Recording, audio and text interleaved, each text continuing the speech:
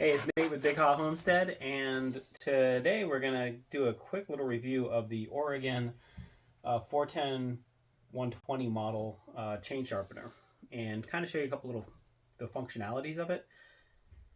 This is about $220 at most places online. You can sometimes see some people way overcharging by like 30 or 40 bucks, and you can sometimes maybe find it for about 10 or 15 cheaper if you're lucky. So keep an eye out there. There's a bunch of other models out there. There's a Harbor Freight model and everything. I looked at a bunch of them. The Harbor Freight one is just, it's got a ton of plastic, which to me just means flimsy. It's going to fall apart. It might do the job for a bit, but it's not like a life tool. So what I say I like about this, there's very minimal plastic on it. Most of the stuff on this is actually metal. The shroud here is plastic. There's some plastic things that you can turn to for adjustments. But all in all, it's solid metal. The chain where it goes, it's all metal construction. So I'm gonna take you for a little walk around on it and get to it. So some of the settings you're gonna set on here, you're gonna set what degree angle that you're gonna put the blade at. There's different blades for different cuts of what widths you are. It comes with 3 different ones. Luckily, all my chains use the same one. And then as far as the adjustments go, you have a lock handle. This down here releases it so you can get your degree. This chain is at 30 degrees for the cut. So when you come down, then you get that right on there. And then this is your fine adjustment, because every chain is going to be at a different pace of like how much metal you've taken off of it. This fine tunes it. So if you do notice you're taking off a little bit too much on that, then you can go ahead and back it off with this to get a better setting, kind of your micro adjustment there. So I'm going to go ahead and do a chain probably real time here, show you how much quicker it is. The chains I like to use have this gold on them. I have done a couple already, but you're going to go ahead and see just how quick it really is. It is definitely a time saver when you want a really sharp chain. And when I'm done with it, it is pulling chunks out of wood. So let's get to it. All right, so let's go ahead and turn it on. It has a nice light, lights it up on there. So you're just going to basically, you bring it forward like that, lock it, and then you bring it down. But I got to make sure I have the right one on. There we go. Lock it, down, like that. Move it forward, scoot it back, lock it, and that's done. Go to the next one, lock it, done.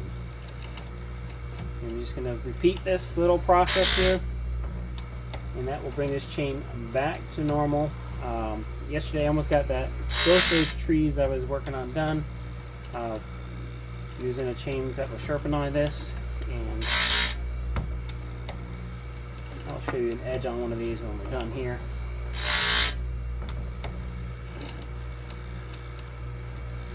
And I will flip it around so you can actually see the cutting a little better too, but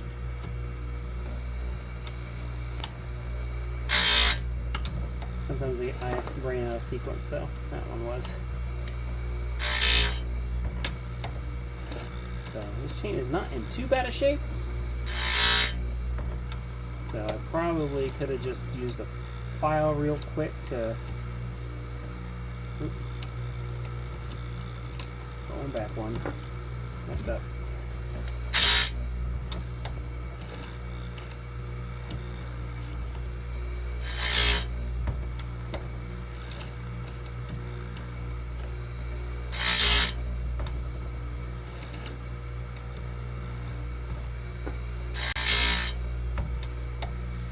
Almost back down to the gold here, and just like that, full circle. So chain is done, and now what we're going to do is I'm going to go ahead and I'm going to loosen this, and I'm going to turn this back over to the 30 degree on this side.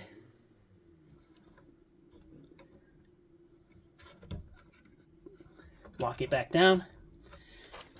Now it's ready to go from the other angle. So this actually you'll be able to see a little bit better on the cutting of it. And I'm going to see if I can zoom in better.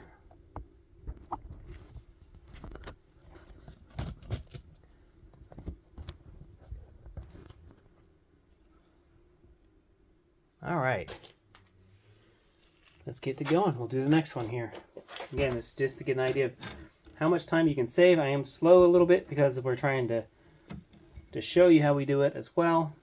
So again, we're going to lock it down, turn it on, come down with it. Unlock it, bring it forward, lock it, bring it down, bring it forward, lock it. That took a little more than I wanted. So we're going to do that. That wasn't bad.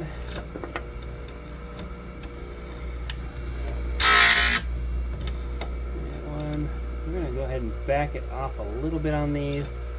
I don't like. I'm going to take a little bit more than I want. All right, we'll go ahead and we'll move forward.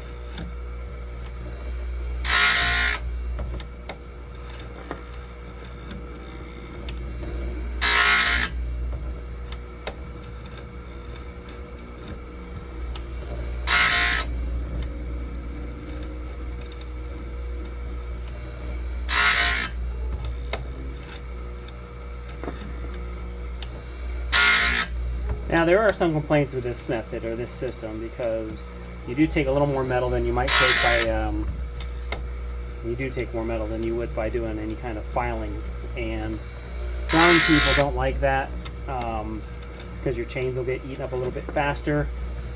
Honestly, I don't have time to sit there and go through a bunch of chains with a file. To me, I can crank one of these out in a couple of minutes, and that is worth my time. I'll spend another 20 bucks, 25 bucks on a chain, depending on the one I'm getting.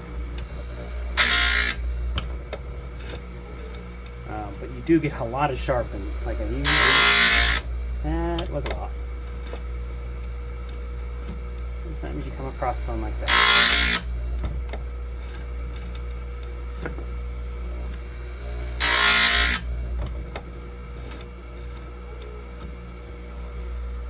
Back it off a little bit again.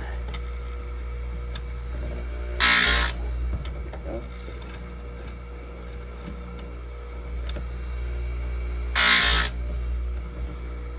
And that's it. I'm actually past the gold. I didn't realize it. So awesome.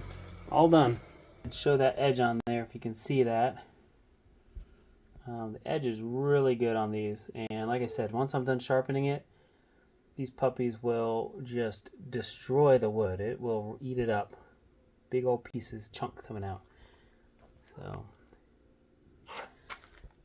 but if you're looking for something to save you time and get you sharp chains, it's definitely one of the ways to do it. I've clocked it in. I can do a chain in about just over 2 minutes once it's set.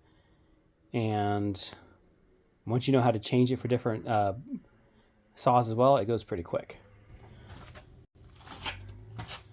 All right, that's it. Simple little introduction to this particular tool that we use here on the Homestead. Again, it is the Oregon 410-120 model, and it is worth it for $220, $30. The time you save on it, on doing chains, it takes forever for me to file a chain. I am horrible at actually filing. I can do it out in the field to maybe get a little bit more use out of it, but a true dull blade, I just can't resuscitate with a file. I know I could do it more, I can learn it. I've been doing it for a couple of years. I just can't learn it. I absolutely stink at it. With that said, if you have any questions, please put them in the comments below and I'll happily answer them. If you like content like this, please like, share, subscribe. And with that, have a good one.